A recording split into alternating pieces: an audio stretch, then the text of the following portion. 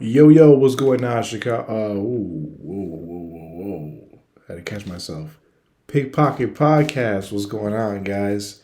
We have UFC. UFC's back this weekend. We got NFL playoffs. There's two games on Saturday, UFC Saturday, and then more NFL playoffs for this Sunday, guys. But let's get straight to UFC. It's been a minute. It's been a real minute, man. This first fight I want to talk about Marcus McGee versus Bolanos. Marcus McGee, he's 8-1, 33 years old, 2-0 in the UFC. Both those 2-0 wins were finishes. Bolanos, he's 7-3, 31 years old, 1-0 in the UFC so far. He used to be in Bellator, by the way. So this fight is going to be really interesting to see. Marcus McGee, top prospect right now. He's killing it. He's pretty raw. I've seen him fight a few times. But this Bolanos guy, I never seen him fight before, to be honest with you. It's going to be my first time. Used to be in Bellator. But I'm going to go with Marcus McGee, money line. I'm not too sure if he get the finish. I'm not too sure if he goes the distance. I'm not really too sure. But I really like Marcus McGee, money line, just for him to win the fight. For that fight, guys. This next one, Waldo Costa versus Arlovsky. Acosta, he's 10-1, 32 years old, 3-1 in the UFC so far. Arlovsky, UFC veteran. He's very experienced in the UFC. 34-22, 34 wins and 22 losses. He is 44 years old. He is 3-2 his past 5 fights, and he lost 2 straight. In during that span. Arlovsky, I will say I am a little worried about Acosta because Arlovsky, he is a veteran. The last time Acosta lost was to a veteran. But I'm not too sure if Arlovsky's going to grapple, you know what I'm saying? Because that is Acosta's weakness. But I do, regardless of the fact, I think it's time for Arlovsky to retire. He might be on his way out. Waldo Costa, heavyweight prospect, top prospect in that division. It's on his way up. So I like Acosta to win by knockout TKO. The odds are not up right now for that. But that's what I like. That's what I like for that fight because there's no value in the money line. Minus 650 Acosta. That's ridiculous. So I like him to win by knockout or TKO, beating Arlovsky. But if you want to parlay Acosta minus 650, you can. But I'm just letting you guys know there's no value in that. So like I was saying, guys, I got Waldo Costa TKO knockout or just to win the fight, beating Arlovsky, guys. I'm gonna run through them real quick. Phil Halls versus Bruno Fiera. Halls, he's 12-5, 12 wins, 5 losses, 35 years old. 2-3 his past 5 fights. He has lost 2 straight during that span. Fiera, on the other hand, he's 10-1, 31 years old. 2-1 in UFC so far. He lost his last fight, but this guy is really versatile. Both these guys are versatile, to be honest with you guys. It's going to be a really interesting fight. But I'm going to go with Bruno Fiera, man. Only because I feel like he's on a good streak right now. I know he lost his last fight. But compared to Phil Halls, I don't know. He's been losing lately. He lost 2 straight. 2-3 his past 5 fights for Phil Halls. So I got to go with Bruno Fiera, man. 7 TKO wins, 3 submission wins. I am a little worried because Phil Halls, he has a 5-inch reach advantage against Fiera. But regardless of the fact, I think Fiera gets the win. Minus 136 money line. This one's going to be really close. A really interesting fight to see as well. So, yeah, I got Bruno Fiera beating Phil Halls. Bruno Fiera is minus 136 right now, guys. That's what I got for that fight. This next one, Ricky Simon versus Mario Batista. Ricky, he is 20-4, 31 years old, 4-1 his past 5 fights. Ricky Simon, he lost his last fight against Song Yadong in a 5-round fight.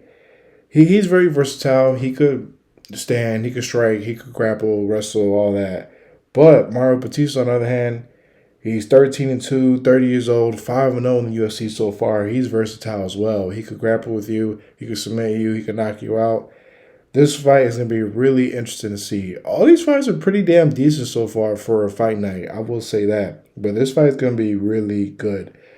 I'm not too sure how I'm going to go about this, guys, because I want to go Mario Batista because he is the top prospect right now. But Ricky, he is the experienced fighter. He does have that experience in the UFC so far compared to Mario Batista.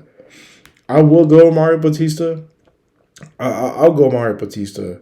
I'll go Mario Batista. That's what I got. But I really like the fight to go the distance. Minus 144 fight to go the distance between Ricky Simon and Mario Batista. So yeah, that's what I got. I got Mario Batista.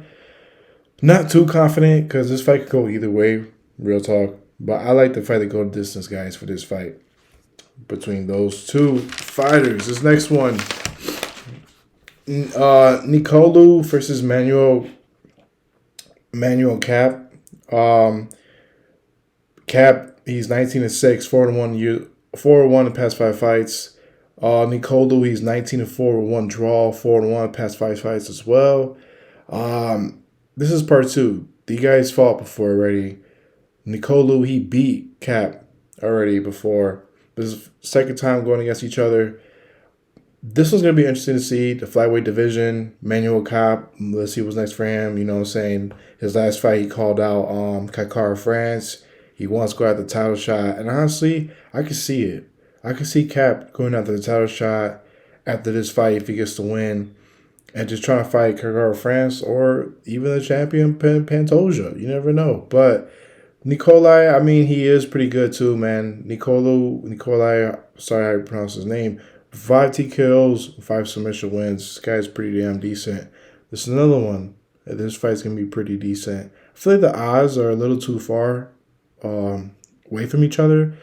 Nicolu's plus 215. Cappy's minus 290. I feel like the odds should be a little closer, but I'm going to go with Cap, Manuel Cap, minus 290 money line. Like I said earlier, I think this guy is on the way up. He might get the title shot next if he gets this fight. So I really think he's going to go after it. 11 TKO, man. 11 TKO wins, 5 submission wins. This guy's versatile. He could do it both, but he could really catch you lacking with the hands standing up. So, yeah, I got Manuel Cap, minus 290 money line, flyweight division, guys. This main event, last fight, Magomed versus Johnny Walker. This is going to be part 2 because the first one was a no contest. I think it was like a headbutt or something like that. But yeah, Magomed versus Johnny Walker. Magomed, he's 18-1, 31 years old. He won 3 in the past 5 fights. He won 3 fights in the past 5. But this last 2 was a draw. And the last fight recently was a no contest. Johnny Walker, on the other hand, 21-7. He's 31 years old. I will say Johnny Walker is taller and longer compared to Magomed, but I don't really think that's a problem for Magomed at all. Because you seen last fight, like how it was starting to turn out, Magomed was all over him, suffocating him with the clinch and trying to get him on the ground with the wrestling. So this is a 5-round fight. It's going to be a 5-round fight for main event. I got Magomed. I think Magomed TKO knockout minus 190. I think that's the better value for that, guys. I will say if you think this fight goes distance, Magomed to win by points, that's great value. But I think these guys are going to slug it out. They're going to throw them hands all 5-round fights, and I won't be surprised if someone gets finished. But I do think Magomed gets to finish against Johnny Walker. It's going to be a really interesting fight to see, man. But yeah, that's what I got. I got Magomed beating Johnny Walker. I'm running through you guys real quick. All right, Marcus McGee, that's what I got, beating Bolanos. Then I got Waldo Costa by TKO knockout or moneyline if you like. This next one, Bruno Fiera, I got him beating Phil Hawes, minus 136 moneyline. This next one, Ricky Simon versus Mario Batista. I like that fight to go a distance more than I like Mario Batista moneyline underdog. That's what I got for that fight. Nicolu versus Cap. I got Cap moneyline. And main event, I got Magomed to win by knockout TKO, moneyline, or if you want to sprinkle, on some better value, Magomed to win by points. That's what I got for UFC, guys. UFC's fucking back, and next week is going to be a big card. Another big card, guys, so just be on the lookout for that fight. This next one, let's talk about Saturday Night Football, man. Browns versus Texans. They're at Houston. I got Texas money line. I know it's going to shock some of you guys, but I got Texas money line beating the Browns. It's going to be a really tough game because Browns defense is fucking legit.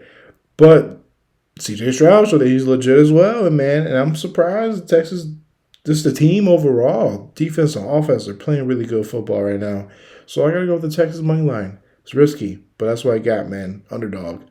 This next one, Dolphins versus the Chiefs. They're at Kansas City, Saturday night. Under. Under on Tua's yards.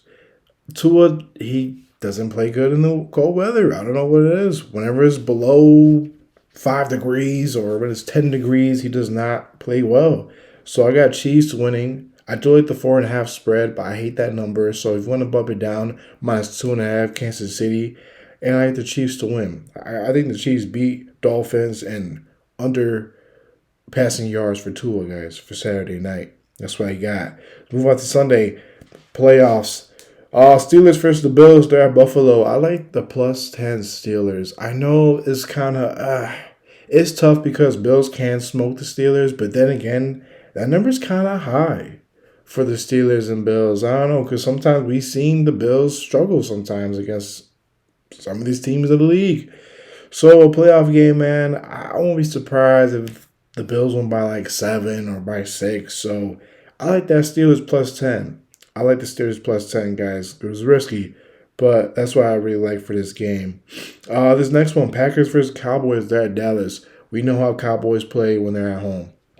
That's all I can say. Packers, Jordan Love, they might have a really good game, but I think Cowboys win by 7. Cowboys -7, the spread, I like that a lot. I think they get on business. They're going to show the NFC, like, hey, we're not just that team anymore that gets bounced in the playoffs the first round or second round.